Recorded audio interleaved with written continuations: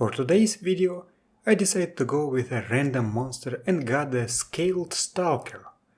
You are probably thinking, who the hell is a Scaled Stalker? And I don't blame you, as it is quite an obscure monster. It appeared in the Miniatures Handbook for D&D 3.5 and, as far as I know, never appeared anywhere else in any edition of D&D. Back in the day, I thought that the Miniatures Handbook is one of the weakest D&D supplements, but nowadays I have a different opinion, and I will try to explain why later in the video. So, what do we know about the Scaled Stalkers? Their entire entry takes up half a page, with the stat block taking up half of that half, leaving us with a few paragraphs of description. Scaled Stalkers are large reptilian humanoids with thick, scaly hides, sharp spines, a spiked tail, and a penchant for mercenary work. So let's start with the body. Scaled Stalkers stand 10 to 11 feet tall and weigh 7 to 900 pounds. This indicates SM +2 and a racial strength bonus of +15 or +12 if you are knowing your own strength. They aren't particularly dexterous, so let's leave their dexterity at 10. They do look quite tough, so let's give them HT +2. They move faster than normal humans, so let's give them basic move +2. They are said to possess a spiked tail, and even though the D&D stat block does not have a tail attack listed, I think it would be nice to include one in GURPS. Tail is a new body part, so let's treat it as a crushing striker. Let's make it long by giving it one level of the long enhancement, and let's also limit it to attacking rear and side hexes. GURPS Basic set does not allow doing that, but GURPSifying has limited arc side or rear as a -60% limitation. That book also has the reversed arc, a +0% enhancement that makes the striker use reversed arcs of attack.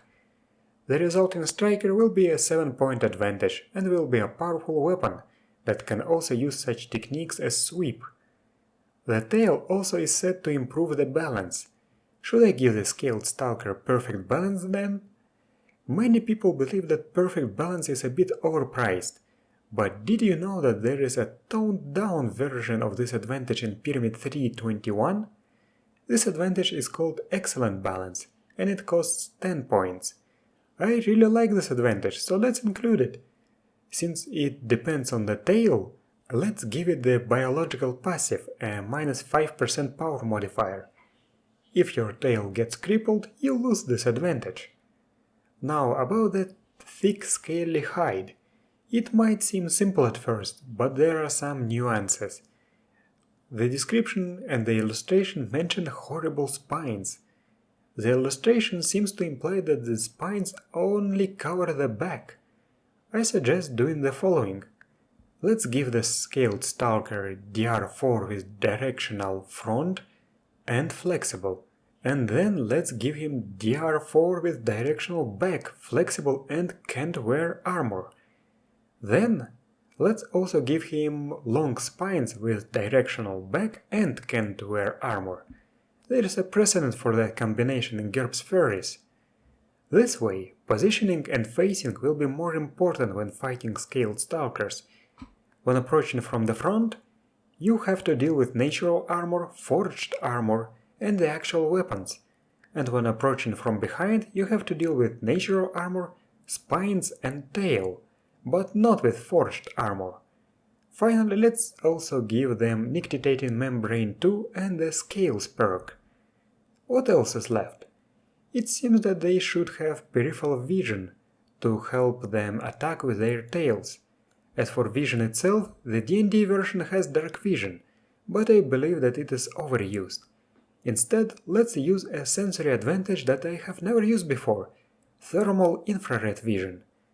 This version of the infravision advantage was introduced in GURPS Powers Enhanced Senses, and that very same book has a pre-made ability that uses this advantage, Thermal Sense. This will make this creature much more unique. Now, what about the metabolism? Scaled Stalkers are reptiles, so let's give them cold-blooded. They are said to live in warm plains and deserts, so let's give them temperature tolerance too, to hot climates. Nothing is said about their lifespan or diet, so I assume that they are omnivores with a normal human lifespan. They don't seem to have very prominent claws or teeth on the picture, so I won't give them sharp teeth or sharp claws. Now that the template is finished, we have a large, brutish creature that we can throw against the player characters. While in D&D it had literally zero special abilities, in GURPS it becomes much more complex, but still not overbearingly so, as many of the intricacies are unlikely to come up in the game. What I like about the Miniatures Handbook and its monsters is that the book clearly states its goal at the start of the monster chapter. Monsters in that book have only one or two striking special features that define the monster, but otherwise are simple. This makes them simple to use, but also makes it easier to combine different monsters together to create a memorable and fun encounter. Not every monster should be as complex or intricate as Aboleth, Beholders or Mind Flayers, as the GM often needs to use something more simple, and that book has many such monsters. I wish it had more lore about the new monsters, however, as sometimes their descriptions make me want to know more. However, I believe that despite the lack of mechanical complexity, you can make scaled stalkers an interesting addition to your campaign setting. What is interesting after all? Interesting things stimulate inference processes in your brain, and the short description of the scaled stalker does make you think about some stuff without actually providing any answers. It's all up to you to decide. The only thing that we know about their culture is that they live in tribal groups and often serve as mercenaries for evil armies and war bands. They wear forged plate armor and wield steel weapons, which seems to imply that they either possess relatively advanced metalwork knowledge or have somebody else forge equipment for them, because there are no other humanoid lizardmen of this size in D&D, especially with such physiological features as spines on the back, so their gear cannot be looted gear. It has to be made specially for them.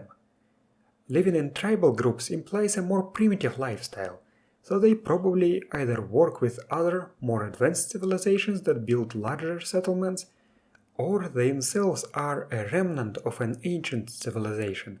What happened to them? Maybe player characters, being adventurers, can find old ruins that belong to the forgotten civilization of the Scaled Stalkers. By the way, Scaled Stalker sounds like a name given to these creatures by others, not by themselves. You probably should come up with their endonym. Also, why do they speak the giant language instead of Draconic, that is common among reptilian humanoids in D&D? Maybe in the past their civilization had relations with a civilization of giants.